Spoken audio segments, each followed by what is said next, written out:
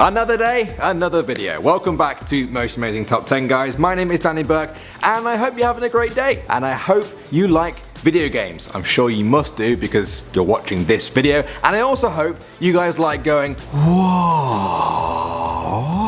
Because that is the reaction I'm going to try and make you guys do as we get into our top 10 video game facts that will blow your mind. Starting off at number 10 now, Minecraft fans will be very familiar with this, the iconic creeper with its instantly recognizable shape, but did you know that it was all a bit of an accident? The creator of the game Notch was actually trying to create a pig for the game, but when he was coding it he got the height and the width of it mixed up and ended up creating this upright monstrosity. Now instead of throwing that away, he turned it green, made them explode, and the rest is history.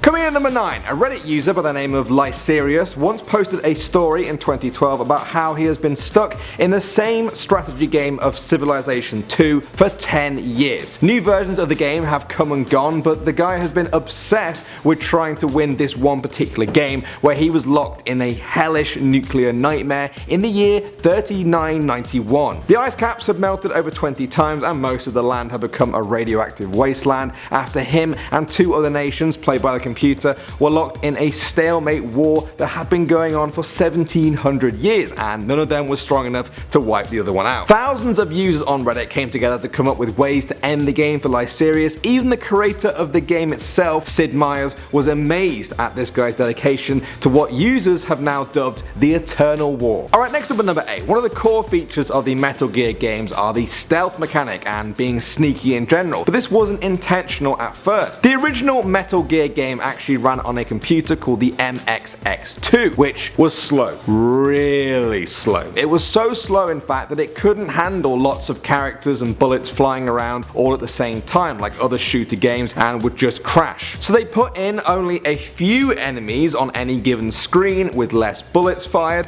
and turned it into the stealth game we know today. Moving on to number 7, each of the 3 playable characters in GTA 5 supposedly represent the 3 main types of players who play the game. Trevor represents the kind of player who just wants to cause chaos and as much damage as they can just because they can. Michael represents the long-time players of the GTA series who stopped playing the previous game and were brought out of retirement like he was to play the new game. And finally Franklin represents newcomers to the GTA games. Just like Franklin plays within the rules of the criminal game to get rich, new players will tend to stick to the system of mission completing to get their money. At number 6, the chain chomps from the Mario games have appeared in a whole bunch of different games, all the way back to Super Mario Bros. 3 in 1988. But did you know they actually came from the Mario creator Shigeru Miyamoto's childhood? He once described a traumatic experience as a child where a neighborhood dog chased him before being yanked back by a chain attached to its collar. That scary memory must have stayed with Shigeru long enough to turn it into the chain chomps we know today. Alright, moving on to number 5 now. Dark Souls has a very iconic video game name, but before settling on the word Souls, they went through some pretty bad ideas as some names didn't really translate very well from Japanese. At first they were going to call it Dark Rings, presumably based on the original game's ring-like maps, before someone pointed out that Dark Rings is also a slang term for your anus. Yeah. Then they went back to the drawing board and came up with Dark Race, which was very quickly scrapped as having a potentially racist implication. Seems like Dark Souls wasn't just the best name they had, might have been the least offensive one too. Coming in number 4, fans of the Halo series will be familiar with this character, Cortana, and how her iconic voice guided the Chief through many different storylines. You look nice. Thank you.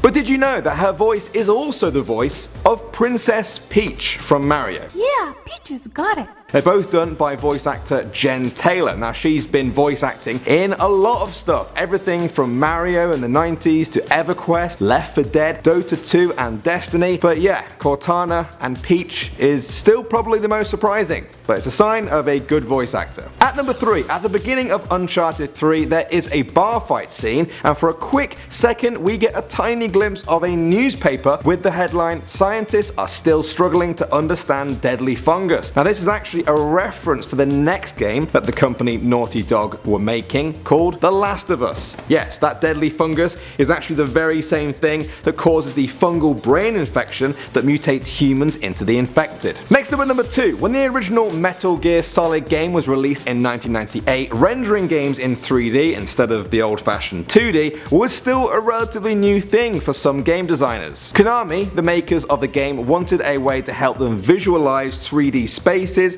and sizes, and so they used Lego. Yeah, they would design entire levels and buildings out of the stuff. The creator of the game once told a story about how his son complained to his mother that dad plays with Legos all day. Chill out, he's busy making like one of the best games of all time. Get over it. Finally at number 1, the video game Fold It is an online puzzle game about protein folding. Now it was released back in 2008, and 3 years later they introduced a player base to a real life problem where scientists were trying to figure out the crystal structure of the AIDS virus. It had been unsolved for the past 15 years. 57,000 players took part in the puzzle solving for this, and they figured out the structure in just 10 days.